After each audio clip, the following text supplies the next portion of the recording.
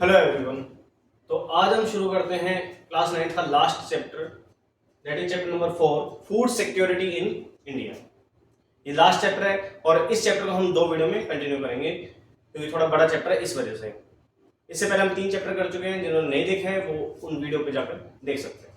चलिए शुरू करते हैं। Food security in India. ठीक है, हमें सिक्योरिटी एक ऐसा वर्ड होता है जो हर एक पर्सन को चाहिए होता है, चाहे एक छोटा बच्चा हो, चाहे एक बुजुर्ग हो, चाहे अडल्ट हो।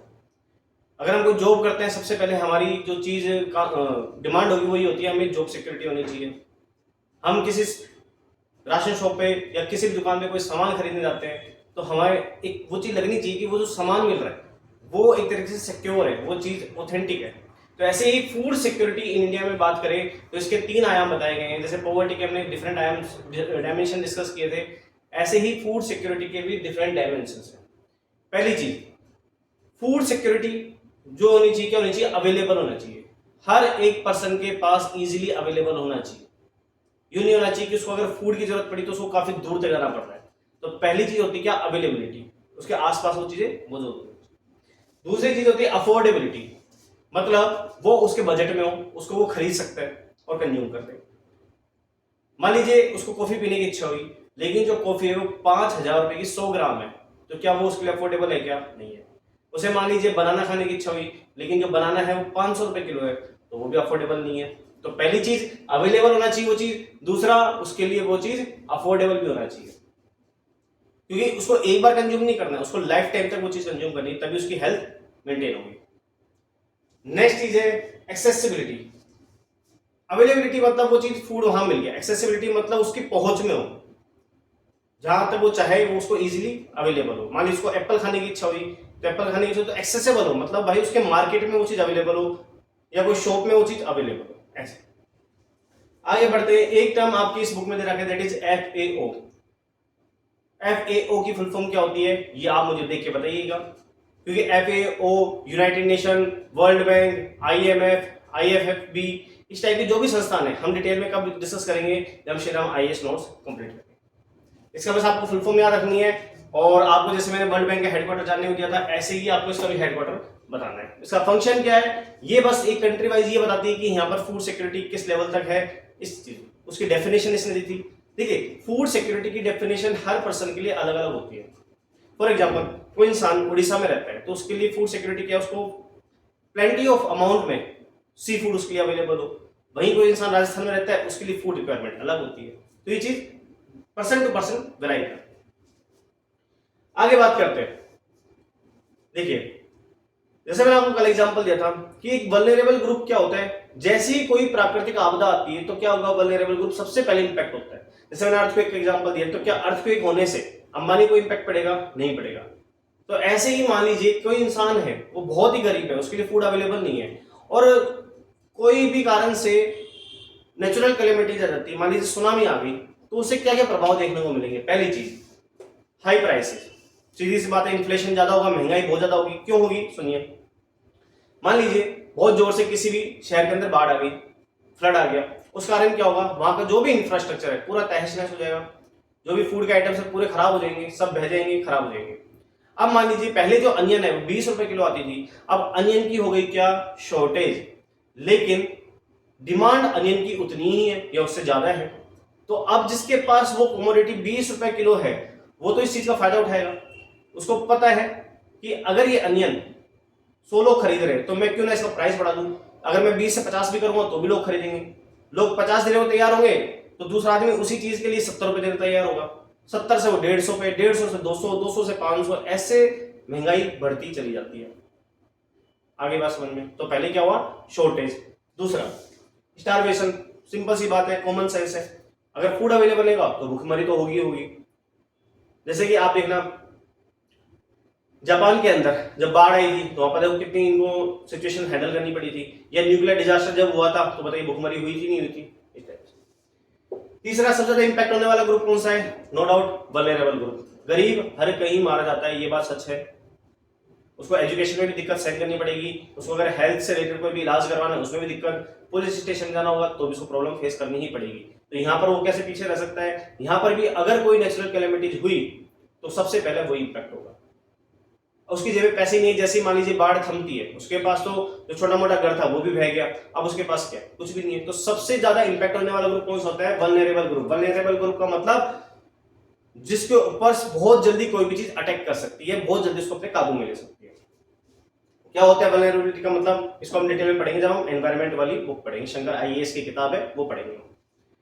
उसके बाद एक और एग्जांपल है ट्रेडिशनल आर्टिसंस। ट्रेडिशनल आर्टिसंस का मतलब होते हैं वहां के जो ट्रेडिशनल चीजों पे डिपेंड करते हैं, है ना, वो ज्यादा इंपैक्ट होता है। मान लीजिए कोई पोर्ट बनाता है तो उनकी इतनी आमदनी है नहीं, तो जैसी कोई नेचुरल कैलेमिटीज होगी वो वाला ग्रुप सबसे पहले इंपैक्ट होगा। लैंडलेस लेबर मतलब ऐसे मजदूर लोग या ऐसे लोग जो सिर्फ उनके पास कुछ भी अपना नहीं है, वो किसी झाड़ी उस पर काम करते हैं, और जैसे ही कुछ प्रॉब्लम होगी, इंफ्रास्ट्रक्चर डैमेज, उनके पास काम मिलना बंद तो पैसा खत्म। ये सब चीजें होगी। एग्जाम्पल एक वर्ड दे रहा है फेमाइन।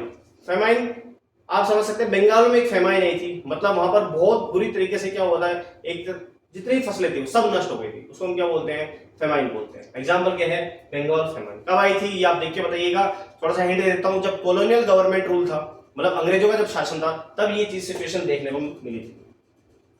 आगे बात करते हैं, एक वर्ड दे रखा है पेंडेमिक। पेंडेमिक मतलब होता है कि एक टाइम ऐसा ना जहां पर मतलब ह्यूज अमाउंट में कोई चीज खत्म हो जाती है। जैसे सबसे अच्छा एग्जांपल 2020 में कोविड-19, जो एक दो साल जिसने अपना तांडव दिखाया। आगे बढ़ते हैं। अब देखिए, जैसे मान लीजिए कोई भी नेचुरल कैलेमिटी आती है, फूड सिक्योरिटी कम हो जाती है, तो बताइए क्या क्या इंपैक्ट देखने को मिलेंगे। सबसे पहली बात है माइल न्यूट्रिशन।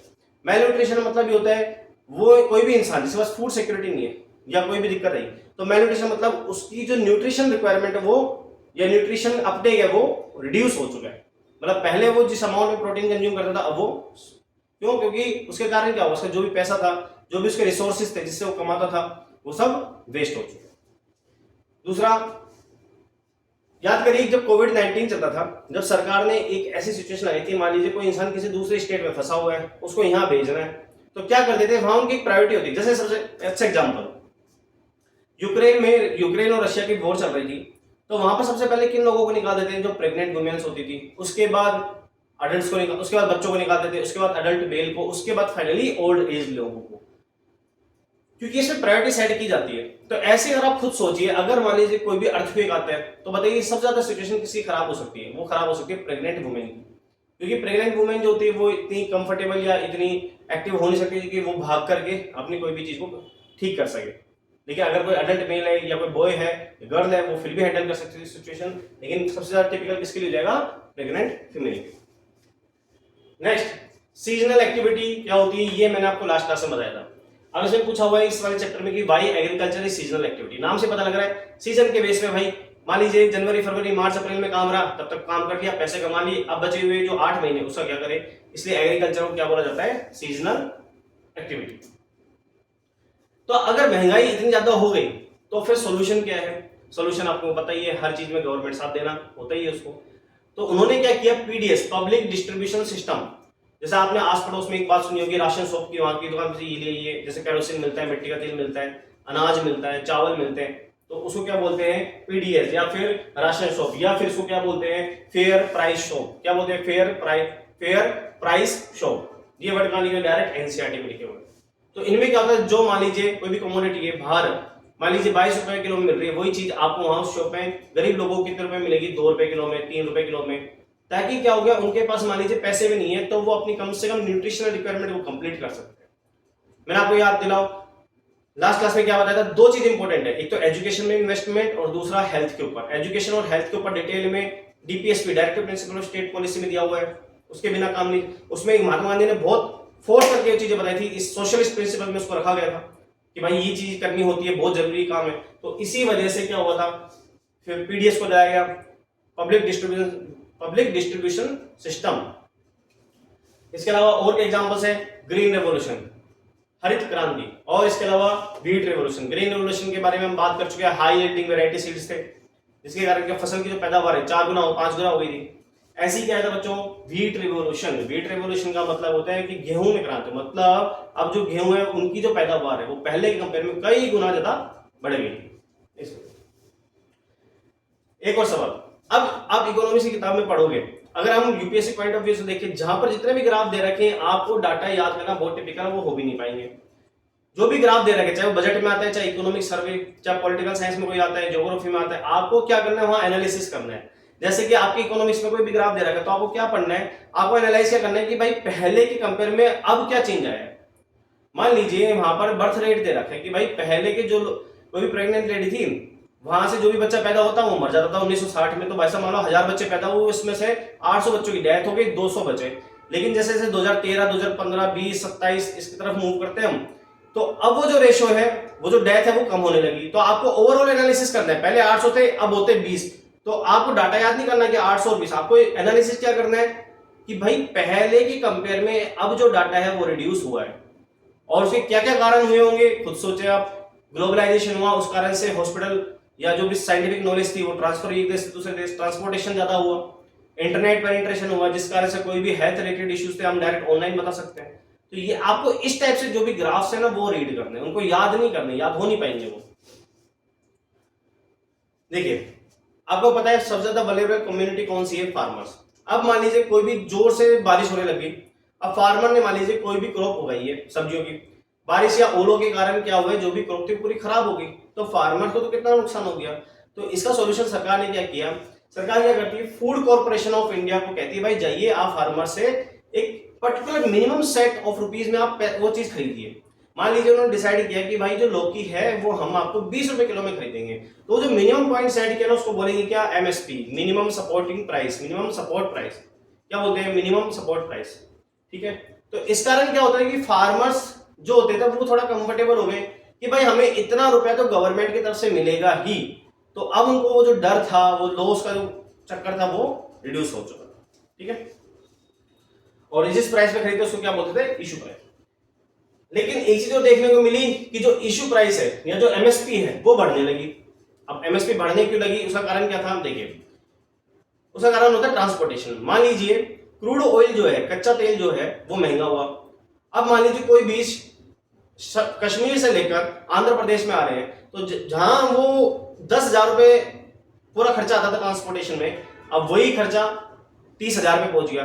तो वो किसकी जेब पर पड़ा, वो पड़ा फार्मर्स की जेब पर। अब फार्मर्स की जेब पर वो चीज पड़ी तो वो किससे भी बढ़ेगी, सरकार से, मतलब सरकार का ओवरऑल एमएसपी बढ़ गया। तो ये कारण हो सकते हैं। तो एक बार हम देख लेते हैं। पहले सबसे पहले देखा फूड सिक्योरिटी का मतलब क्या होता है, 3 आयाम देखे हमने।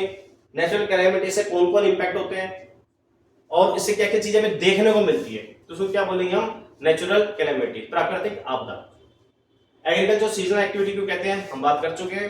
इसके बाद पीडीएस का मतलब क्या हो, पब्लिक डिस्ट्रीब्यूशन सिस्टम। ये एक सरकार द्वारा चलाई हुई चीजें होती है, राशन शॉप्स कुछ होती है, जिसके अंदर क्या होता है, अलग अलग टाइप के फूड मटेरियल्स होते हैं, उनको एक पर्टिकुलर अमाउंट में रुपीज में उसको बेचा जाता है। और फाइनली हमने क्या डिस्कस किया, एमएसपी के बारे में और उसकी फुल फॉर्म। इसी चैप्टर का सेकंड पार्ट अभी आने वाला है, क्योंकि ये वीडियो काफी लंबी हो जाएगी, इस वजह से मैं नहीं डाल रहा हूं। तो चलिए मिलते हैं अगली क्लास में। Thank you.